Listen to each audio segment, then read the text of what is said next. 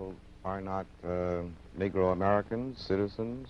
If they were citizens, you wouldn't have a race problem. If the Emancipation Proclamation was authentic, you wouldn't have a race problem. If the 13th, 14th, 15th Amendment to the Constitution was authentic, you wouldn't have a race problem. If the Supreme Court desegregation decision was authentic, you wouldn't have a race problem. All of this is hypocrisy.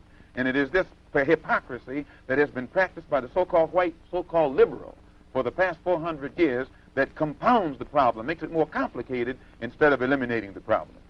Well, Minister Malcolm, what do you see as the future of the Negro in America? What do you think will be the culmination of the present thrust? Until the white man in America sits down and talks with the Honorable Elijah Muhammad, he won't even know what the race problem, what makes the race problem what it is.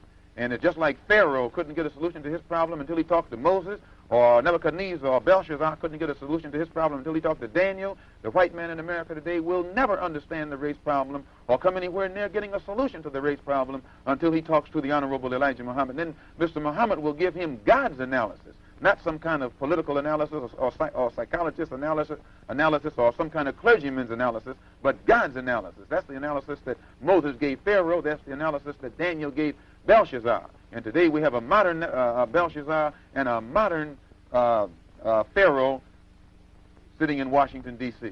What do you think is going to happen in Birmingham, in Jackson, Mississippi, in Philadelphia, in Boston, in Englewood? Well, Dr. Clark, as you know, these Negro leaders have been telling the white man everything is all right, everything's under control.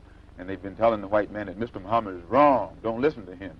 But everything that Mr. Muhammad has been saying is going to come to pass, is now coming to pass. And now the Negro leaders are standing up saying that we're about to have a racial explosion.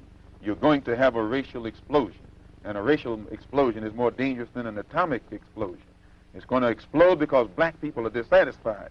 They're dissatisfied not only with the white man, but they're dissatisfied with these Negroes who have been sitting around here posing as leaders and spokesmen for black people and actually making the problem worse instead of making the problem better. What will be the consequence of this explosion? Anytime you put too many sparks around a powder keg, the thing is going to explode. And if the thing that explodes is still inside the house, then the house will be destroyed. But what will happen? So the Honorable Elijah Muhammad is telling the white man, get this powder keg out of your house. Let the black people in this country separate from you while there's still time. And if the black man is allowed to separate and go on onto some land of his own, where he can solve his own problems, then there won't be any explosion. And the Negroes who want to stay with the white man, let them stay with the white man. But those who want to leave, let them go with the Honorable Elijah Muhammad. Join the movement. Gotta pop out and show niggas. Certified boogeyman, I'm the one that up to score with them. Walking down whole time. We are Leviathan. Together we rise.